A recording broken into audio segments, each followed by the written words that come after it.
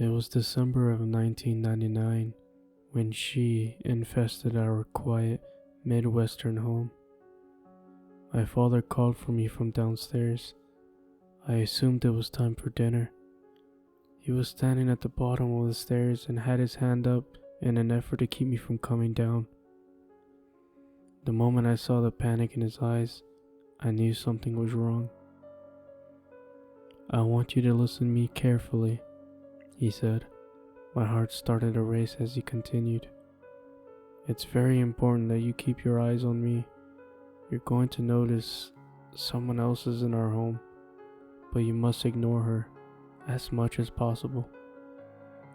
I almost started laughing, my 12-year-old mind trying to comprehend what he was getting at, assuming that this was some sort of out-of-character joke.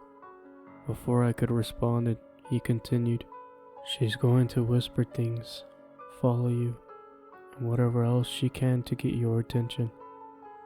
It's going to be very difficult, son, but you must never interact with her.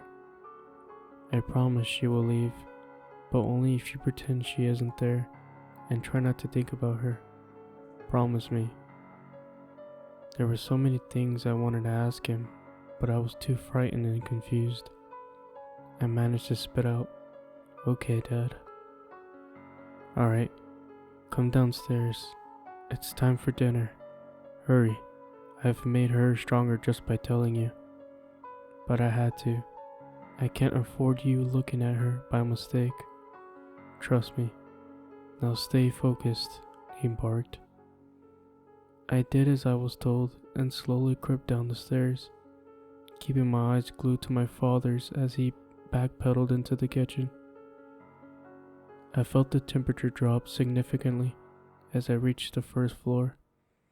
I smelled the familiar, sickening and sour scent in the air. It reminded me of the time a raccoon died in our wall and stunk up the whole house for a week. My father and I sat down at the table at the same time. My sister was across from me. Her head hung and her eyes stared at the empty porcelain plate in front of her. My mother pulled a casserole out of the oven. Her eyes were swollen and tear-stained. I kept my focus on my family, but out of the corner of my eye I could see a blurry mess of dark, matted hair and sickly, gray skin. There was no energy in the kitchen, drained of all the warmth and laughter that usually accompanied our meals. My sister grabbed my knee under the table and whispered, "Can you see her too?" I nodded. "Quiet," my father hissed. The woman walked forward with wet, crackling footsteps. The smell was nauseating. She crept towards this table, stopping directly behind my sister, only a few inches away, and rested a decrepit hand on her shoulder. She winced in fear and stared at me. I immediately put my head down. My mother served our dinner, doing her best to pretend as everything was okay. I could see my father clutching my sister's hand underneath the glass table in an attempt to keep her from completely losing it. My sister spent the entire dinner with the skeletal hand on her shoulder. Nearly inaudible whispers spewed from the woman's mouth and filled the room like white noise. And that's how we lived for months, doing our best to live a normal life despite the ever-present unwanted guest.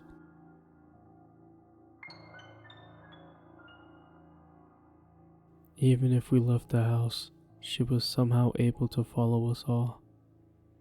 Whenever the four of us were in the car, she could be seen in the rearview mirror or standing on the side of the road. My parents didn't let anyone visit and never let us stay at friends' homes during the months of hell. We were able to whisper to one another when it was absolutely necessary to discuss her presence if she wasn't too close. My father made us promise to never tell anyone. That was the only way to quarantine her, the parasite of attention. We concluded that she infected a single household at a time, unable to be seen by anyone outside the home, unless their mind had been tainted with knowledge of her existence.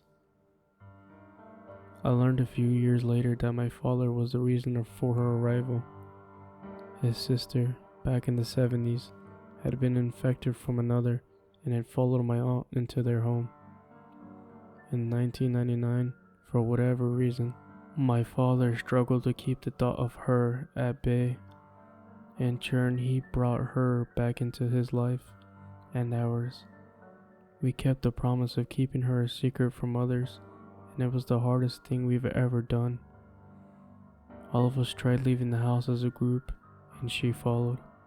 We couldn't bring ourselves to break our family apart. It was hardest for my mother, who was stuck alone with her while we were at school and my father was at work. Everything changed the day my mother broke. It was a snowy February night. We had finished dinner, and my mother decided to go to bed early. She was sitting on their bed, making herself almost impossible to ignore. My mother couldn't take it. I heard her screaming from the bedroom, demanding that she leave us alone. My father sprinted upstairs to try and stop her. That was the last I ever saw my mother. A pool of blood on the white carpet was all that remained. The woman was still there, but my mother was gone. In the following weeks, she whispered to me. She told me I could see my mother again. All I had to do was look and ask how. I never did. The reason I am telling you is because I want you to think about her. I saw her again this morning, for the first time in 18 years. I cannot afford to lose my wife or children to the parasite. I need you to think about her dark hair and gray skin. Think about her in your home, so that she may leave mine. You're already infected, and eventually you're going to notice a woman in your home. You must ignore her. It's for your own good. I'm so sorry.